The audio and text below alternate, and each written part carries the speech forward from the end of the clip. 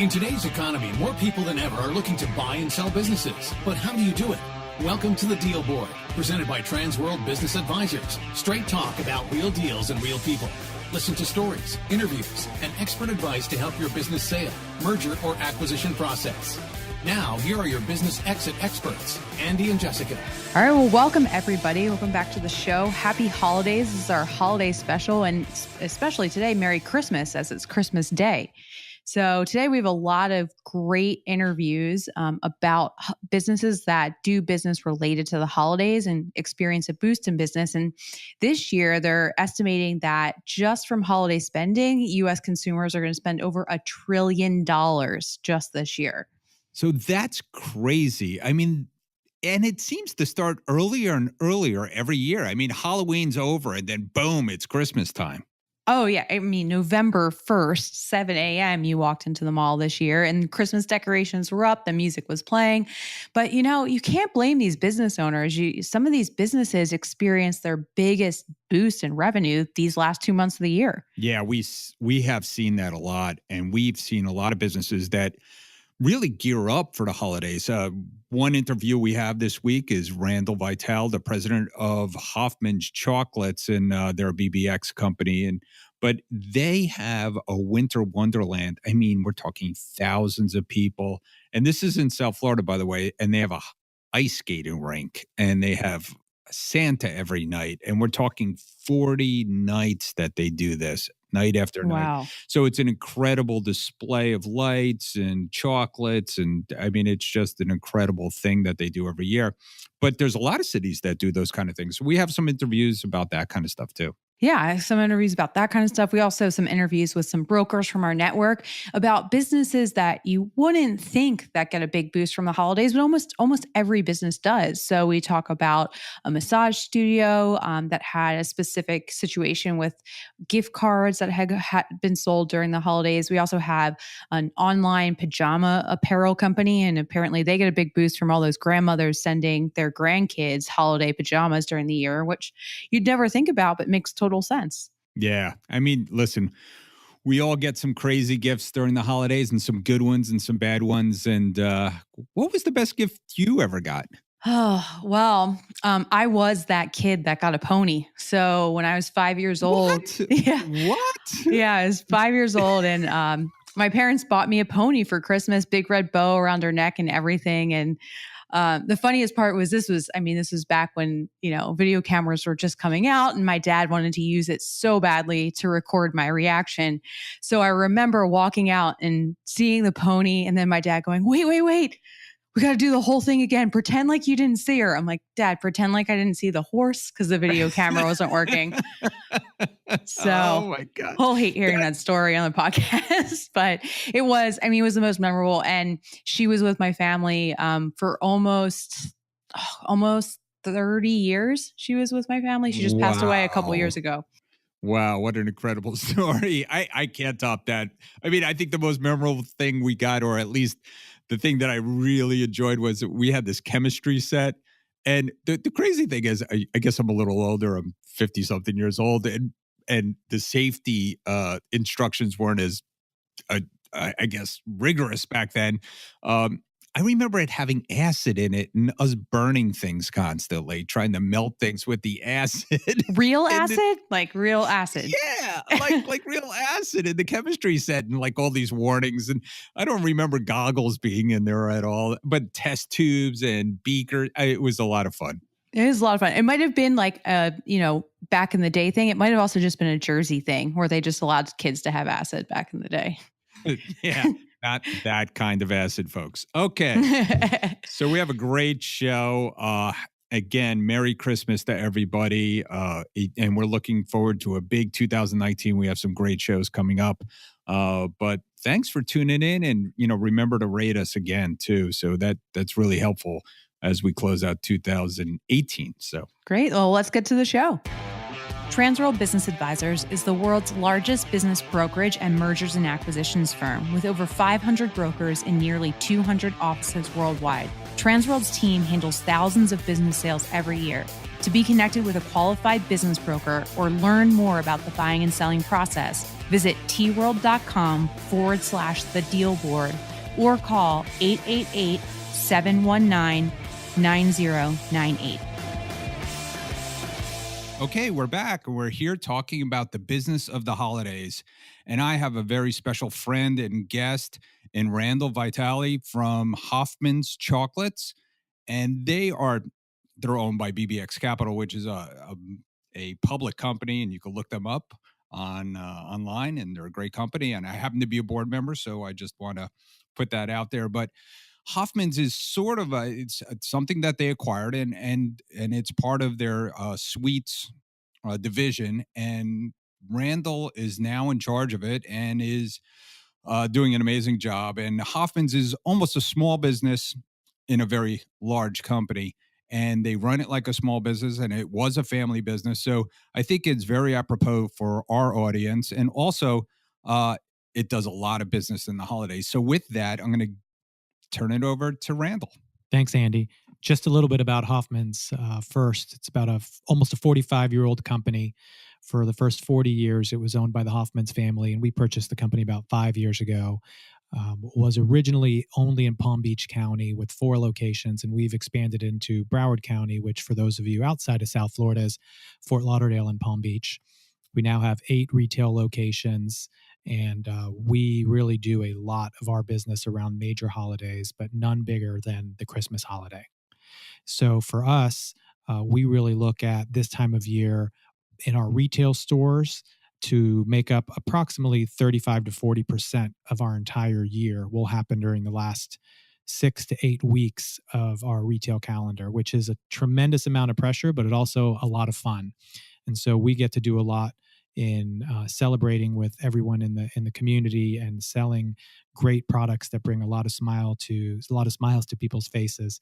And we do that through regular retail, but also through an event that we have in our garden at our factory, which for those of you who have not been to this, hopefully many of you have. In Palm Beach County, we have an event that we've been putting on for almost 30 years. This will be our 28th year, called Winter Wonderland. And this year, over 40 nights, we will expect over 80,000 guests to walk through our gardens. And then many of them will then walk into our retail store or go ice skating on the Florida Panthers ice skating rink. And that activity, which has been, like I said, almost 30 years in the making, drives a lot of traffic and a lot of awareness to our retail store, specifically our flagship retail store, which is where our factory is in Green Acres, Florida. Well, Winter Wonderland is a legend down here in South Florida, and I'm looking forward to going this year again because it keeps getting bigger and bigger. So just talk about like the business of what is it like to try to gear up for the holidays? I mean, how much of percentage of sales is it, and how many new employees do you have to put on? I mean, you have a lot of moving parts in Hoffman. You have a mobile truck, you have online sales, I believe, you have baskets, you have obviously the retail business, and you have so many partnerships in the community. So it seems like a massive kind of logistical thing, the holidays. So talk about that a little bit. So just like any other business, it's the people is the most important part. And we've got a great team, many of whom wear different hats at different times of the year. You're right that we do end up staffing up. We have seasonal hiring in all our retail stores. And then we add about between factory temp workers and in the Winter Wonderland / retail store at our factory store, we add probably about 40 to 50 people for the holiday season, which for us is about a 35% increase seasonally. So it's very important to get that group staffed up early. Many folks come back and are part of the team year after year. They enjoy the additional holiday part-time work and make a little bit of extra money, but it's also a lot of fun to be in that environment. Regarding sales, again, it's probably 30 to 40%, just depending on when you start the clock, whether it's early November, mid-November, late October, through the year end. And as far as getting ready, it is a full-on production. The gardens take several weeks to get to Winter Wonderland shape. The retail stores, same thing. We have changeover for each holiday, but really the product is the part that takes the most amount of time. You're doing packaging about a year in advance and getting themes done about a year in advance. And then the production of the chocolate, you want it to be as fresh as possible, but also you have to have a buildup of the manufacturing of that chocolate. So it's done, some of it just in time, some of it a few weeks in advance, and some of it a little longer if we have proper shelf life on those products.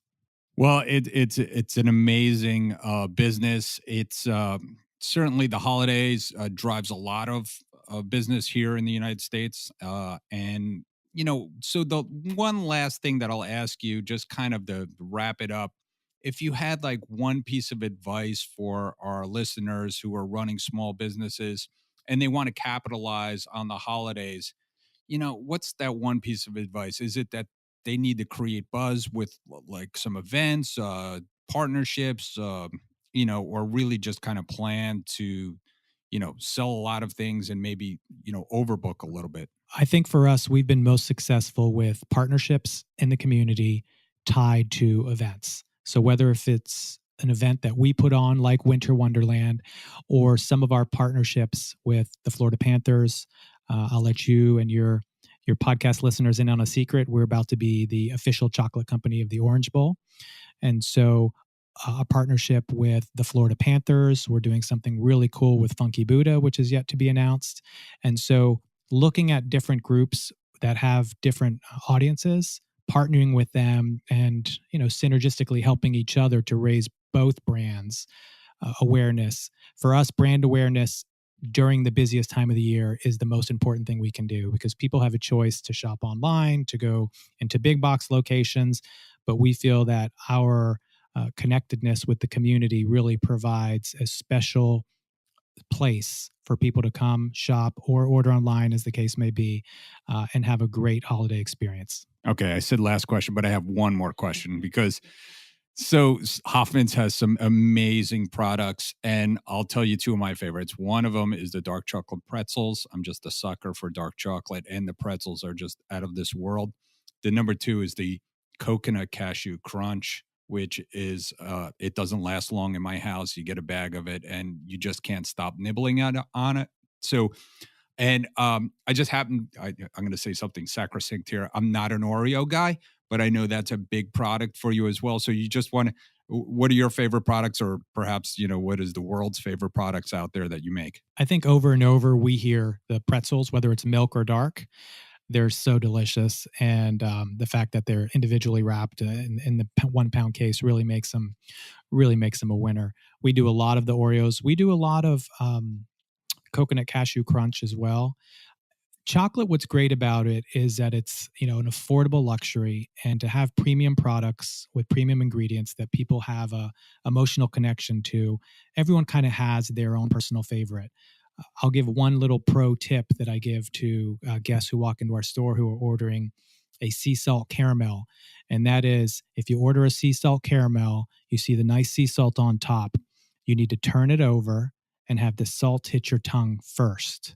And when you eat sea salt caramel that way, it'll change the way you view chocolate.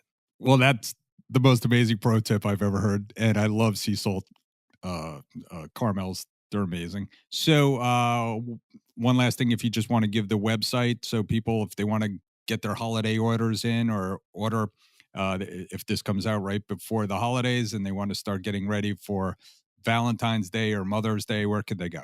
So online at hoffmans.com, you have the opportunity to ship throughout the country year-round. Holidays, again, the busiest time of year, but certainly we do ship 12 months out of the year, whether it's any of the holidays you mentioned or some of the new product we've just rolled out, like officially collegiate licensed product, which is something that's new right now, specific to only Florida schools.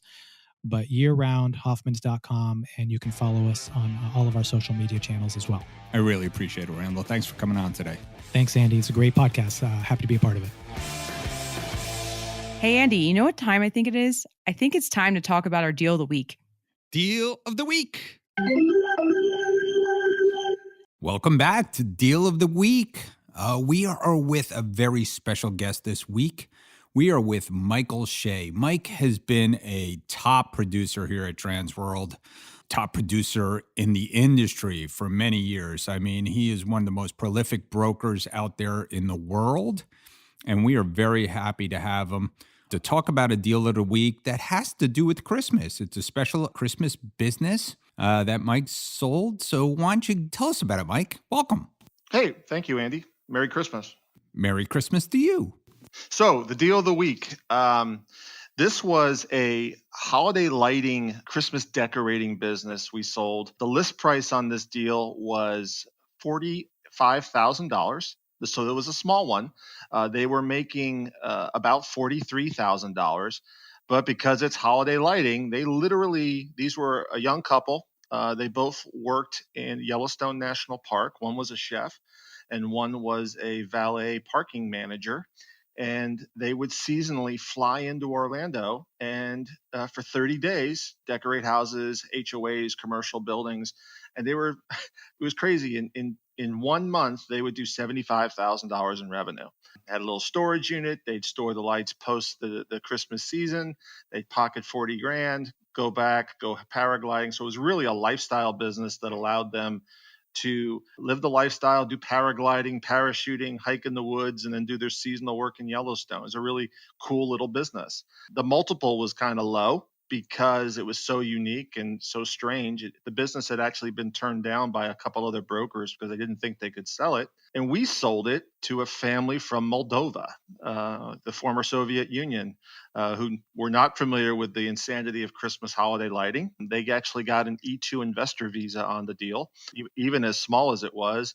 And now they've doubled the business and are expanding into more technical lighting for shows. But the holiday lighting business is still a core to their business.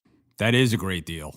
And that's what we do here at Transworld. Good deals for good people. Certainly unique. So thanks for coming on. Hey, we're back to the Christmas special. Welcome, everybody. And we are very happy to have a special guest right now with us. We have Matt Townsend from Bloomberg News out of New York. And he is their, one of his specialties is the toy industry. And we want to talk about, listen, the biggest retailer of toys went out of business basically this year, and we think it's a great opportunity for small business. And so, Matt, why don't you give us a little bit of background of what do you think's happening out there in the world and how it might affect small business? Sure. Well, thanks for having me. In the toy industry, Toys R Us, as many people know, went out of business and liquidated earlier this year. Leaving a huge hole in the market, several billions of dollars just in the U.S. And, while, yes, Walmart and Target and Amazon have tried to capture a lot of those sales, there still is a relatively big opportunity for smaller, shops and retailers, small businesses to offer something in that category to boost their sales. I mean, there's obviously still a lot of people wanting to buy toys for their kids or for relatives. That's definitely something that, retailers of all sizes are going after at this point. Great. And, and this is going to be a big year, right? So it seems like the economy's going well. It seems like people are out there feeling better about, maybe spending some money. Stock market is kind of flat this year, but, still it's up from the last few years. Certainly we're not in 2009, 2010. So it seems like it's going to be a good year. Yeah. I mean, all the data and sort of what we've been seeing already, is pointing to what could be the best Christmas or holiday shopping season since the mid 2000s when the housing boom was driving a lot of consumer spending. Consumers are very confident. There's been a lot of jobs added to the economy. Unemployment's low. We are starting to see some wage gains across the board. And even with some of the sell-off in the stock market recently, that hasn't really dampened consumer confidence. We also know that, consumers who own homes are doing pretty well because there has been a big uptick in the value of homes over the past several years, which adds to confidence, which adds to the sort of need to reinvest in those homes so they're out buying more things to make their homes look better, furniture, whatnot. So yeah, this holiday season does have great potential. So you would expect, if you are selling directly to consumers, you are likely in for a pretty good season. Interesting. And, it seems like that the retailers, or even, just like the cities and the towns are relying a lot on, we see a lot of like event kind of driven things where they're running more events. I saw that FEO Schwartz opened up again in right in Rockefeller Center, and I could see, like a lot of cities are trying to run these events to kind of bring people together to kind of drive sales. And and in New York, of course, you have the Christmas Spectacular, and it seems like that is a big driver of small business around those kind of events as well. Yeah, that's right. A lot of sort of event-driven or experience-driven retailing is a big thing now. Everything from, like a farmer's market, for example. I mean, where were those 10, 15 years ago? Now they're sprouting up everywhere. It's just one example. So that, yeah, there's a lot of movement towards, even with the internet, even with all the sort of distractions with social media and video games, people do still like to get out into the real world and experience things. And, the more that communities and municipalities can create those things, the better for, companies, big and small. Okay. And to kind of wrap this up, we're ending out on a good year, 2018. Again, the unemployment's low, housing, prices are up, borrowing is getting a little bit more expensive. What do you see coming into 2019? And I know it's going to be a crazy year eventually in 2020 with an election year coming up, but what do you see as far as, the small business world or the, economy in general? Yeah, that's the $1 million question, so to speak. I mean, there is a lot of more speculation that we might be hitting the sort of top of the economic cycle, that there will be some sort of slowdown in the U.S. economy over the next 18 months potentially, because things just can't stay this sort of robust forever. So yes, some of the things you called out, like rising interest rates. There's potential with the trade disputes ongoing with China and other trading partners could have a bigger impact in 2019.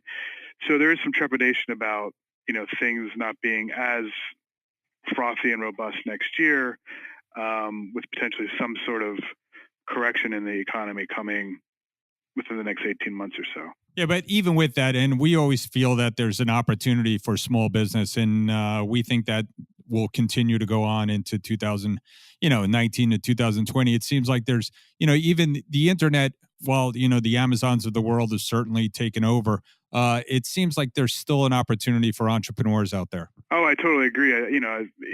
Even before Toys R Us went out of business, I mean, there was a lot of proof that just small little mom and pop toy stores were doing quite well because they offer, better service, or they, sort of a niche offering, and that's what small businesses are meant for. So yeah, even with the big, giant companies out there, there's always room for small businesses to find customers and to keep them. That's great. Well, Matt, thanks so much for coming on today. I really appreciate you jumping on short notice. Okay, thanks a lot. Have a good one. Hey, Jessica, you know what time it is? Money time? Almost. It's time for listing of the week. Welcome back, everybody. Today, we're talking about holiday-related businesses, and I have John Woodhull with me from our Denver office. John, welcome to the show, and thanks for coming on today. Thanks, Jess. Glad to be here. Good. Well, I know you have a business that you wanted to share with us today, and it's very holiday-related, a pajama business, but I'll let you tell us a little bit about this business that you're representing. Yes, the business is a lifestyle apparel brand for infant and toddler children. And in their product, they use 100% organic cotton. The lifestyle apparel brand, basically encourages good eating habits, being active, and developing good sleep habits with their customer base. Great. And they produce all kinds of apparel, or specifically just the pajama brands? They're focused on pajamas for the toddler to infant age group. Okay. And So tell us a little bit about the history of this company, and also some growth opportunities that you see for someone looking to acquire this business. Well, the business was started in 2005 as, like I said, like a lifestyle apparel brand, sort of focused on eco-friendly, like an eco-friendly clothing line. And the owner has been mostly selling through Amazon and through her website. She at one point was doing some wholesale through brick and mortar, but she's definitely steered away from that and has been doing it mostly online. So, I think this opportunity to, an Amazon retail type company would be a nice tuck-in opportunity for that type of buyer. Okay, makes sense. So someone that's an expert in e-commerce or apparel or Amazon retailer, like you said, sounds like a really good company. Before we get into the financials, let's talk about, the theme of today's show is obviously holiday themed businesses. What kind of spike does this business experience during the holiday season? They have 3 product runs, one in the spring, fall, and holiday. Holiday gives them about a 30% shot in the arm.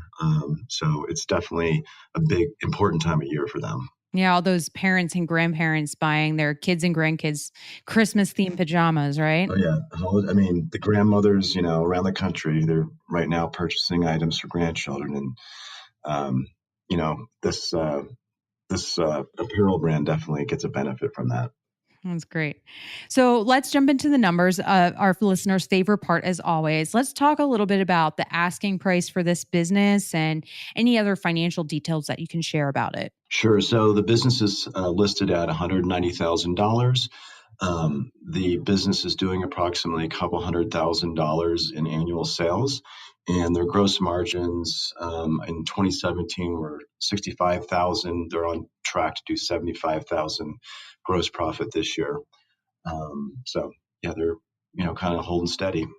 That's good. Well, and it sounds like, even though they do get, a boost during the holidays, it's a sustainable business year round. So like you said, great acquisition for a number of different types of buyers.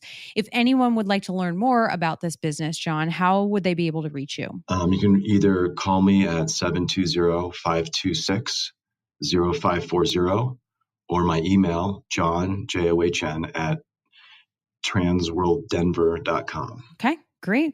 Well, thank you so much, John, for joining us and sharing this listing with us. And we'll have it in the show notes for anybody who wants to reach out to John or wants to learn more. Happy holidays. Happy holidays. Thanks, Jess. All right, welcome back. And our deal of the week this week is holiday related. And I have with us Jenn Fox from our Boston office. Jenn, thank you so much for joining us today. Thanks, Jess. Thanks for having me. So, Jenn, you had an interesting deal that you closed January, right after the holiday season from 2017, so January 2018. Why don't you tell us a little bit about that transaction and any learning lessons you took out of it? Yes, I had a massage franchise that I actually closed it in April, but it went into contract in January. And what was really interesting about this transaction was there was a lot of gift cards that were involved in the transaction. So that was what made it a little more challenging, because it went into contract in January, and with the massage franchise, we had a lot of gift cards that were involved in December with Christmas. And then with it closing in April, we also had the challenge of Valentine's Day. So 2 holidays in one. And you know what? Gift cards is something a lot of business owners forget about, right? So you sell these gift cards and then you forget that it's actually like pending on your account. So how did you guys handle that in the deal? How did you account for those gift cards? And, what did the seller get? What did the buyer assume? What was the structure of that?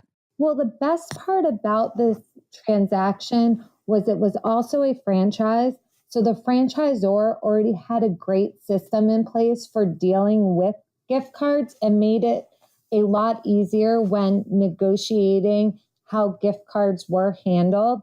What we did was, for all gift cards that were done prior to the previous years, so prior to 2017, those were assumed by the new owner, but they were done on a system. So we basically created a formula where they were what the average gift card redemption rate was. So this was what we've seen over the years. So in this case, we decided that it was 70%. So not all gift cards were redeemed. So what they've seen over the years, that only 70% of gift cards were redeemed. And then we use the cost of service. So the new buyer or the previous seller was only paying the actual cost of service those gift cards. So say if it was $1,000 or 1,000 gift cards, of those 1,000 gift cards, 70% was 700 gift cards would be redeemed. And let's just say, to make it easy, the cost of service was 10%. So of the 700, 10%, that would have been only $70 would be what they were paying on that. So Jenn, you were talking about how you calculated the redemption rates for these gift cards, because that can be sometimes very complicated. So how did you guys structure that redemption, and how much the seller owed back to the buyer for those gift cards? So we calculated on the average rate of redemption. In this case, it was 70%. So if there were 1,000 gift cards, 70% out of 1,000 was 700. So then the seller just paid back those 700s. And did you do it at the retail rate, or did you do it at the rate of service, or what would have been the cost of service? And then there was a cost of service. So if the cost of service was 10%, to make that easy, then he paid $70. Okay, got it. So I mean, all of this sounds really good. And fortunately, the franchisor sounded like they had a really good system, but I would imagine that any other business owner would have to have really good records of their gift cards, when they were sold, who they were sold to, whether they were redeemed or not.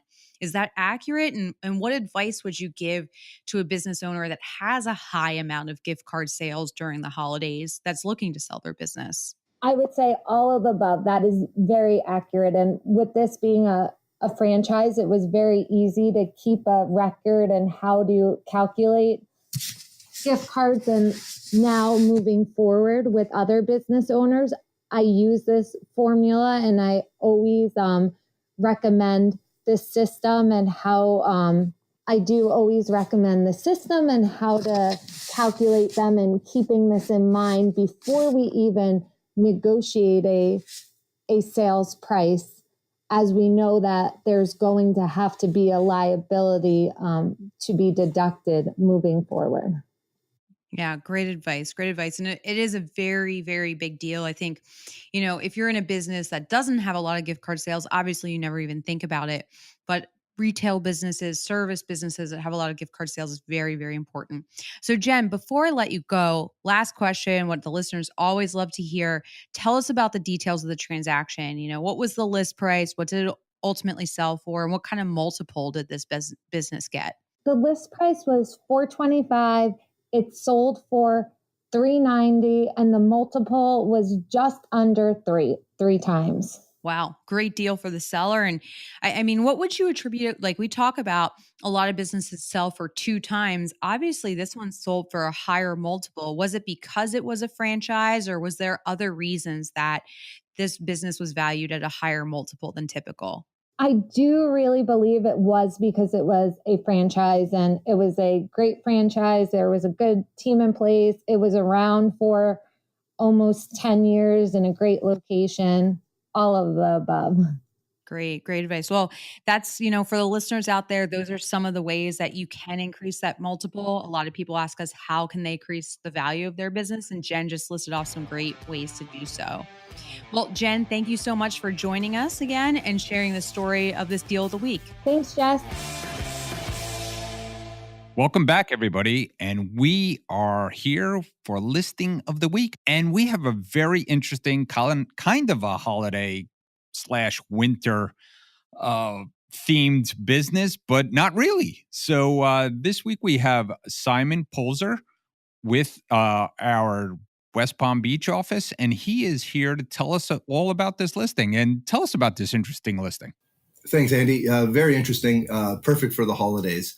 This is an artificial skating rink business. They rent artificial skating rinks to festivals, community events, birthdays, parties, etc. They've had this business for 2 years, and they run it part-time. So this is the type of business that's great for supplemental income. They are looking to sell all the assets below asset value. So this listing is for sale for $59,000. It comes with almost $75,000 worth of assets. It nets almost $21,000 a year, and it takes really minimal time. I think on average, the seller works about 5 hours a week, sometimes not at all. And if there's an event, sometimes a little more. These ice rinks can be set up anywhere, indoor in a shopping mall, or even on grass, on flat surface grass area. They come with boards, interlocking puzzle piece connectors. There's 3 rinks in total. 2 of them can be combined to be a 40 by 60, so a very large rink. They have boards, the chairs. It comes with 300 sets of skates. That includes figure skating, skates, ice skates, pucks and various hockey sticks, even skating bars. These are support bars for someone that's new at skating. They would use these so they don't fall down. And so it's really geared to be applicable to everyone. And they're quite popular when they do set them up in the community events and in malls. So this is an interesting business for somebody that's looking for something part-time, not to put a lot of time into. It comes with the trailer and really everything you would need. Wow, that's an incredible business, and certainly something that people are looking for supplemental income to do. Well, thanks for coming on this week. Yeah, you're very welcome. I will point out too, also that they are offering financing as well, $15,000 in financing. So $44,000 down can get you this business. And absolutely, tell everybody how they can get in touch with you. You can reach me on my cell phone, 561-508-1160, or email me spolzer@tworld.com. Perfect. Thanks for coming on. I appreciate it. Thanks, Andy. Thanks for tuning into our show today. If you like the podcast, don't forget to subscribe through your favorite podcasting app and leave us a review. If you have questions or suggestions for the show, visit us at tworld/thedealboard or email us at thedealboard@tworld.com.